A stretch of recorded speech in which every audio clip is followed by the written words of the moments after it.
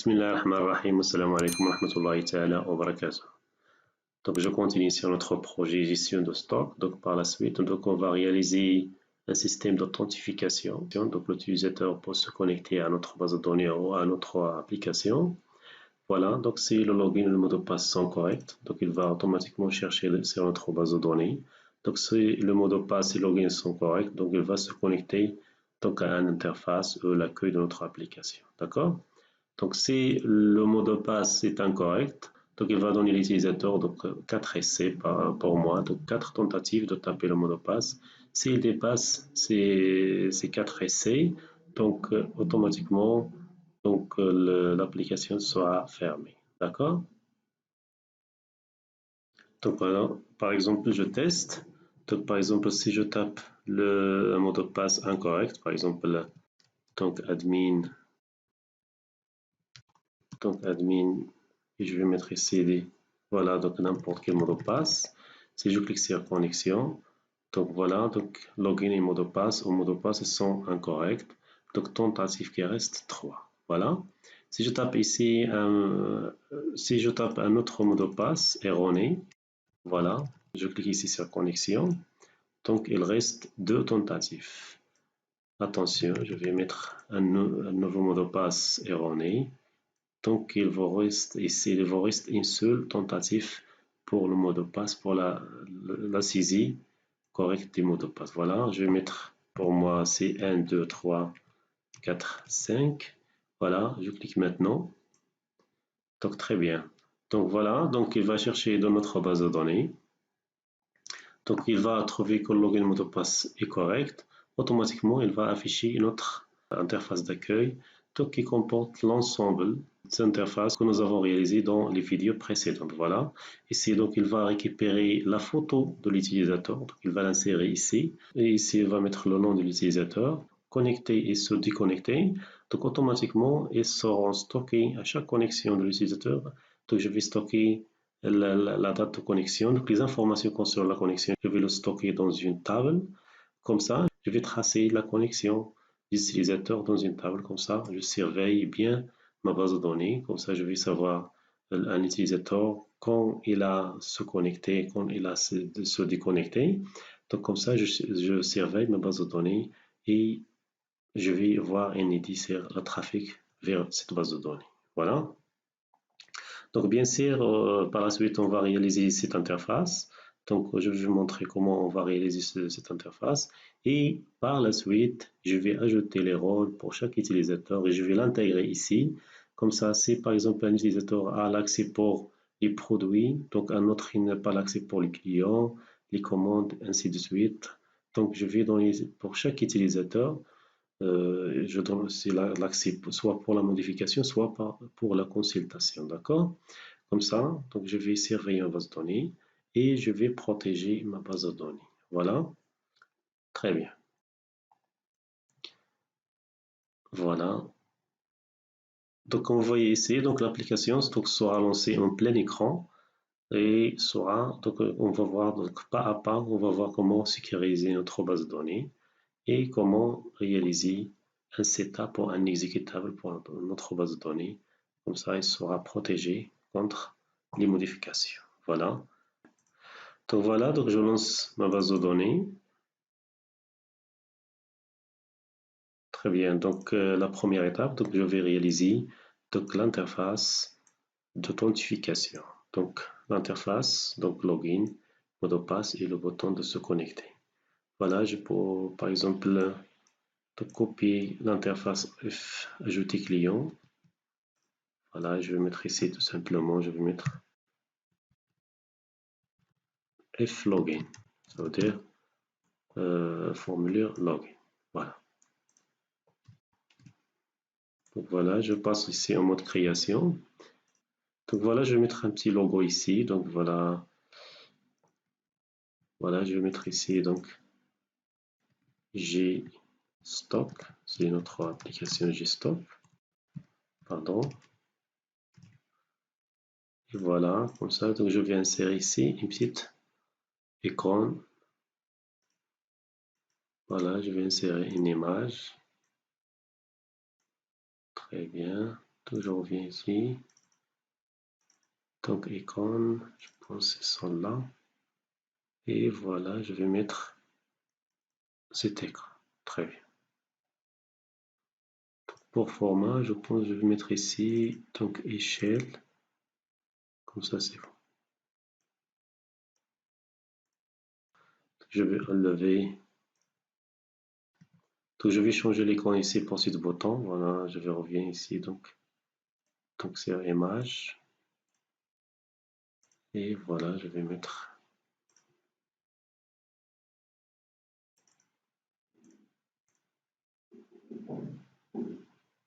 Voilà. Shutdown, par exemple. Très bien. Donc voilà, je vais tout supprimer.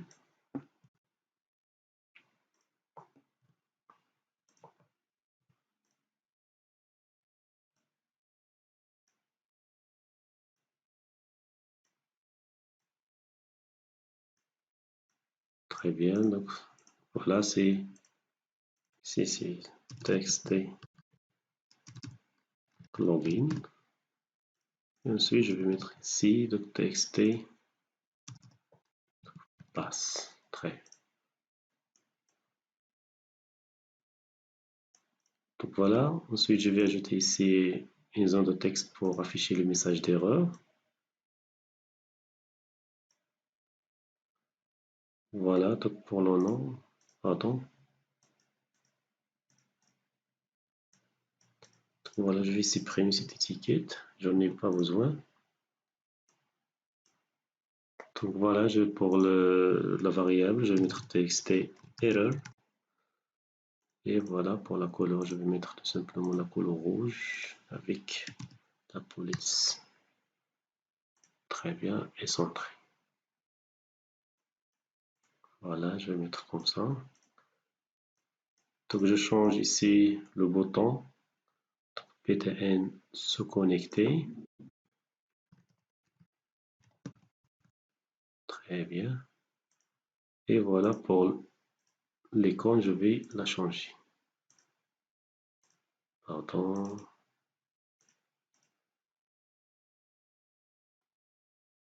Voilà.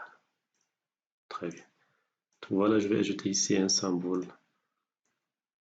Donc pour l'authentification, donc tout simplement, je vais afficher une image. Donc voilà, je pense qu'elle est là. Très bien. Je vais ajouter ce symbole, cette icône, et je vais mettre ici donc échelle. Voilà, pour le contour, je vais mettre transparent. Voilà, il ne faut pas oublier de nettoyer le code de ce formulaire parce que je fais copier-coller des formes ajouter utilisateur ou ajouter pardon user client. Voilà, je vais mettre supprimer pour le code. Très bien. Donc je vais ajouter ici l'icône pour le login.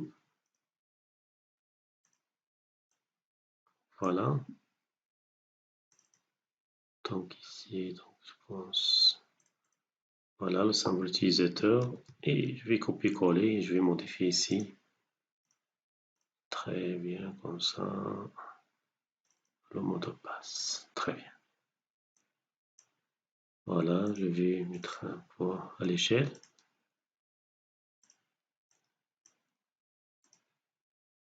Très bien. Et ensuite, voilà. Très bien. Donc si je lance, voilà.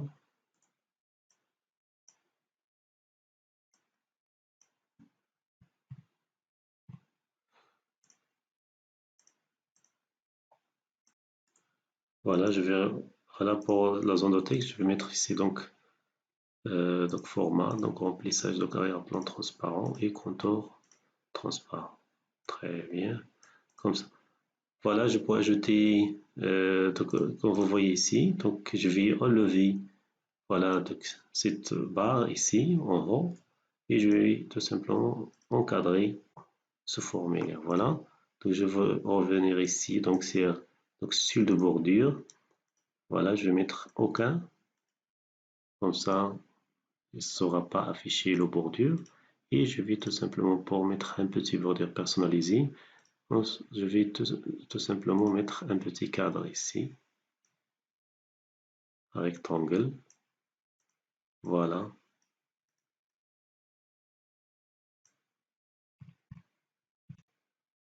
Très bien. Très bien, donc je vais changer la couleur. Donc voilà, je vais mettre comme ça. Et je vais revenir ici, donc sur épaisseur de bordure, je vais mettre un point. Très bien. Donc je lance par exemple. Donc comme vous voyez, donc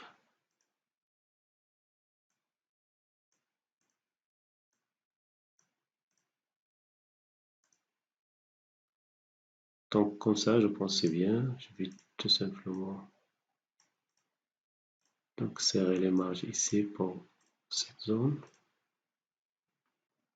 Très bien, je teste maintenant. Voilà, je pense que c'est bien. Voilà, maintenant, pour la table user, donc voilà, donc nous avons ici login et mot de passe. Donc voilà, c'est le formulaire, j'ai donc c'est login et mot de passe. Je dois saisir donc login et le mot de passe. Donc je vais chercher ici donc, sur donc, la base de données. Donc si le login et le mot de passe coïncident vraiment avec un utilisateur qui existe sur la base de données, donc automatiquement, je vais donner accès à cet utilisateur. Sinon, je vais interdire l'utilisateur d'accéder à notre base de données. Voilà. Donc, bien sûr, je vais écrire une petite fonction qui permet de récupérer donc, et de tester donc, si l'utilisateur existe avec des bonnes conditions, donc login et mot de passe. Ça va afficher donc, par exemple vrai s'il existe. Sinon, donc, il va retourner false. Voilà. Donc, pour ce faire, voilà, je vais tout simplement utiliser des requêtes SQL. Par exemple, je vais mettre ici donc select, donc étoile, voilà, donc étoile from utilisateur where, donc login est égal à login et pass est égal à pass. Donc, mais il faut faire attention ici. Donc, vous risquez que votre base de données donc, soit attaquée par des injections SQL. Voilà. Donc, ce sont des injections SQL, en bref, sont des codes malicieux donc, qui peuvent être injectés sur votre base de données, surtout sur le formulaire login. Comme ça, donc, ils donnent donc, l'accès à un utilisateur, à notre base de données, sans savoir le mot de passe de l'utilisateur. Voilà. Donc, pour simplifier cette notion, donc, à vous de chercher bien sûr. Donc, j'ai trouvé ici un petit exemple. Par exemple, si je veux exécuter cette requête, donc select étoile from user where user ID est égal à, par exemple, une variable que je vais passer, par exemple, en paramètre. Donc, si un utilisateur ou un pirate, par exemple, veut accéder à notre base de données sans savoir le mot de passe ou l'ID de l'utilisateur, d'accord?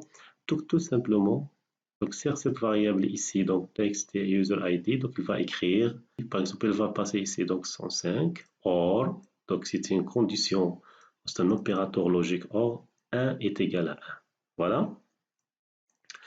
Donc, même si donc, le user ID est incorrect, il n'existe pas sur notre base de données. Il n'existe pas nulle part. Donc, user ID est égal à 105, donc il n'existe pas. Mais lorsque je vais ajouter ici OR, ça veut dire 1 est égal à 1, cette condition est toujours vraie. Donc, et comme vous connaissez bien, donc la condition ou l'opérateur logique OR, c'est une seule condition est vraie, donc la totalité de la condition soit encore vraie. Voilà. Donc, comme ça, donc il va exécuter le programme, voilà notre programme, il va exécuter cette requête, automatiquement il va retourner donc l'ensemble des utilisateurs. Donc comme ça, il va accéder à notre base de données, donc sans connaître les mots de passe, les vrais mots de passe de chaque utilisateur. Donc comme ça, il faut faire attention avec les injections SQL. Pour donc interdire les injections SQL, je vais utiliser de cette science une petite trick. Donc je vais passer par des requêtes dynamiques paramétrées. Voilà. Donc je vais utiliser un objet qui s'appelle queryDiff. Donc je vais déclarer une requête avec des paramètres. Et ensuite, je vais passer les paramètres. Donc le paramètre login, le paramètre pass. Comme ça, je vais interdire donc les injections SQL de s'exécuter sur notre base de données. D'accord? Et voilà. Donc, je reviens ici, donc sur notre base de données. Donc, nous avons vu donc, la fonction qui permet de crypter le mot de passe. Donc, ce mot de passe est un mot de passe qui est crypté. Donc, voilà, je reviens ici, donc sur formulaire. Nous avons vu comment créer cette fonction. Donc, c'est module, donc c'est crypté. Donc, voilà, cette valeur du mot de passe, c'est tout à fait.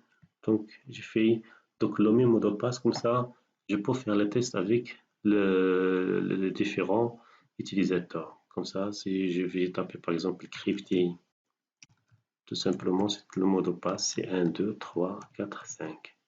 Voilà. Si je tape, pardon, crypté pas. Voilà, ce mot de passe, c'est le mot de passe saisi ici. Donc, voilà, ce mot de passe, c'est équivalent à 1, 2, 3, 1, 2, 3, 4, 5 avant de cryptage. Voilà. Donc, je vais créer un module où je vais mettre, par exemple, la logique pour les interfaces, pour les connexions en général. Voilà. Pour login et mot de passe, pour se connecter et se déconnecter. Donc, voilà, je vais ajouter un module ici. Je vais en enregistrer et je vais mettre ici, donc, gestion user, par exemple. Très bien. Donc ensuite, je vais écrire la fonction ici, donc public function donc connect. Voilà, je vais passer ici donc login is as string and pass. Voilà, string. Donc, bien sûr, il va retourner une valeur boolean, ça veut dire true ou false. Très bien.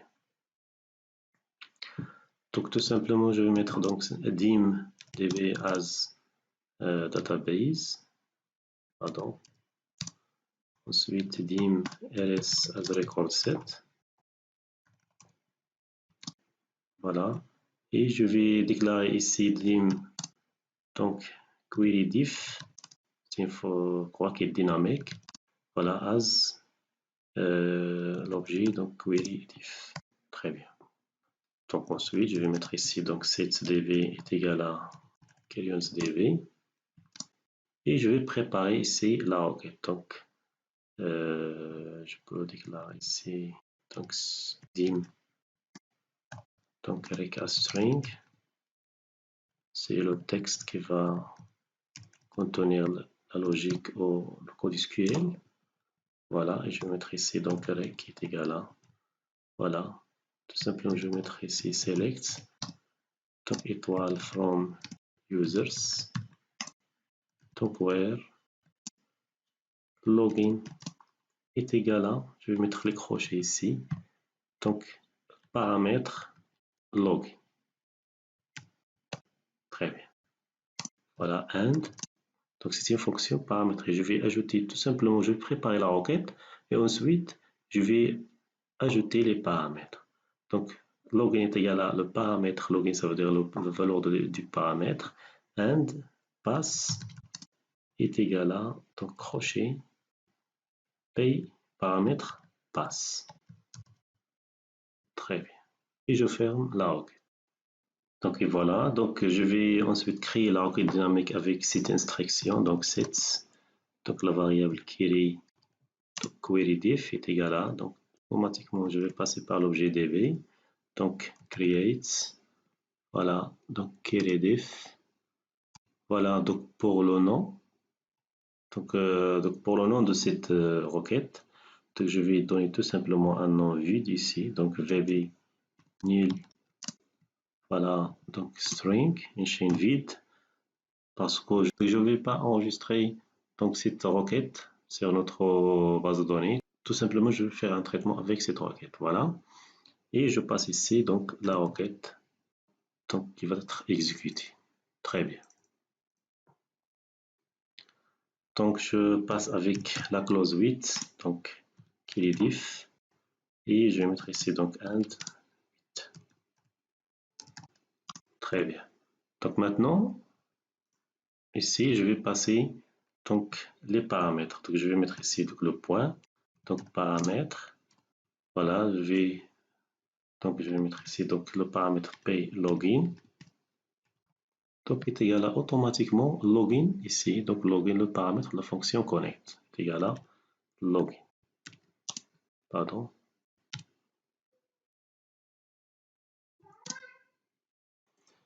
Voilà, donc pour le deuxième paramètre, je vais mettre ici le paramètre. Et voilà, donc pay pass, ça veut dire le paramètre password. Donc est égal à, donc ici, donc pass.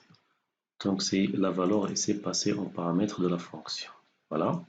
Puisque la requête était en requête de sélection, donc je vais signaler ici, donc il va retourner des enregistrements. Voilà. Donc record, pardon, point. Donc record, return record, donc est égal à true. Voilà. Et je vais affecter la valeur de retour de cette requête. Je vais l'affecter à record set. Je vais mettre tout simplement set. Donc rs, donc est égal à, donc le point, ça veut dire le kill-diff point, donc open record set. Et voilà. Donc comme ça, donc puisque j'ai affecté donc, la valeur de retour avec open record set, je vais l'affecter à record set, tout simplement. Donc je vais sortir de la clause end with, voilà, et je vais mettre ici donc f, donc notes, ça veut dire il y a des enregistrements dans record set, voilà. Tout simplement, je vais mettre ici, pardon, d'un et else and if. Pardon, c'est un if ici. Très bien. Donc, s'il y a des enregistrements, donc je vais mettre ici, ça veut dire donc les mots de passe sont corrects. Voilà, je vais mettre ici donc connect, c'est égal à true. Else, donc je vais mettre ici donc connect, c'est égal à false. Très bien. Donc, je dois donc ouvrir une session pour cet utilisateur. Donc, tout simplement, je vais garder les paramètres de connexion. Donc, login, mot de passe, et je vais récupérer ensuite le nom d'utilisateur, le rôle, la photo, n'importe quelle information que je vais, donc, que j'en ai besoin. Donc, je vais la récupérer ici. Donc, comme ça, je vais les garder dans des variables globales et je vais l'utiliser à n'importe quel endroit de notre application. D'accord?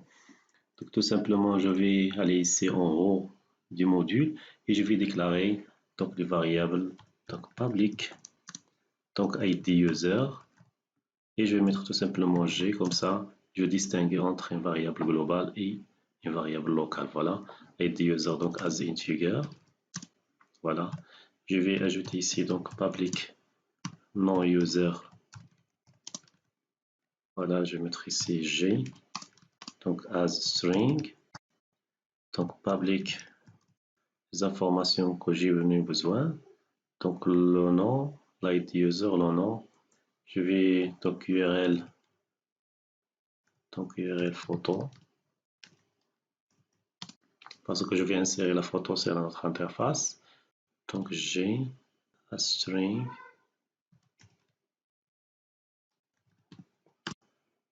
et voilà. Et ensuite je peux ajouter par exemple le rôle, donc public, donc ID role, voilà, j'ai donc as integer. Très bien. Voilà. Donc donc voilà la requête, il est plein. Voilà, je vais mettre ici donc rs. Pour pointer sur le premier élément, rs.moveFirst, et je vais récupérer les valeurs. Donc, je vais mettre ici donc ID user est égal à donc la requête rs ID user. Très bien. Donc ensuite je vais mettre le nom user, donc est égal à rs non user. Voilà.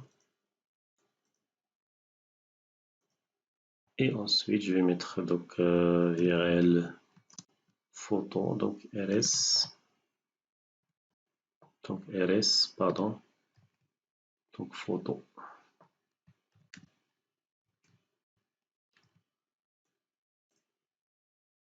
Et voilà, donc IT, je pense, donc IT role, donc est égal à IT role. Donc si j'ai une doute par exemple que la variable RS, donc voilà, que le champ photo est vide, tout simplement je vais ajouter ici pour ne pas avoir des problèmes avec la valeur nulle. Donc tout simplement je vais ajouter la fonction nz. Donc si la valeur est nulle, je vais récupérer la chaîne vide. La même chose ici, donc nz. Si la valeur est nulle, je vais affecter ici pour les valeurs entières, je vais mettre tout simplement 0. Donc la même chose. Vous pouvez ajouter donc ici pour l'ID user, donc c'est la même chose. Donc la requête a récupéré les informations sur l'utilisateur. Donc je vais le sauvegarder ici dans des variables globales. Comme ça, j'aurai l'accès sur l'ensemble de notre projet à ces variables. Voilà. Donc sinon, donc, il faut être prudent. Je vais réinitialiser ces valeurs ici. Voilà. Donc pour l'ID user, je vais mettre 0 parce qu'il s'agit d'un entier, donc je vais mettre ici la chaîne vide et la photo, la chaîne vide, et voilà, je vais mettre le 0. Pardon, je vais tester cette fonction. Par exemple, ici, je tape ici, par exemple, le nom utilisateur ou le login est Mohamed et 1, 2, 3, 4, 5. Si je valide par entrée, donc je vais avoir ici la valeur faux. Pourquoi? Donc, comme vous voyez ici, donc j'ai ici login est égal à Mohamed, mais le mot de passe, voilà, donc il est crypté, il faut faire attention ici. Donc c'est pas le mot de passe 1, 2, 3, 4, 5, parce que ce mot de passe il est crypté dans notre base de données, je ne le souviens pas. Tout simplement, il faut faire appel à la fonction cryptée. Donc crypté, pardon. Donc je vais faire appel à la fonction cryptée ici, donc crypté. Très bien. Et je passe ici à ce paramètre, je passe la valeur cryptée. Très bien. Je teste à nouveau. Donc très bien. Donc comme vous voyez ici, donc est égal à vrai. Donc il faut faire attention ici. Donc comme ça, donc l'utilisateur ne se souvient pas des mots de passe qui est enregistré sur la base de données. Donc il se souvient tout simplement le mot de passe correct, le vrai mot de passe. Donc, le mot de passe est 1, 2, 3, 4, 5, mais la fonction ici, donc elle va crypter le mot de passe, il va chercher la valeur cryptée de ce mot de passe dans notre base de données. Comme ça, il va tester si le login, le mot de passe sont corrects ou non. Très bien. Merci, à bientôt et à la prochaine séance.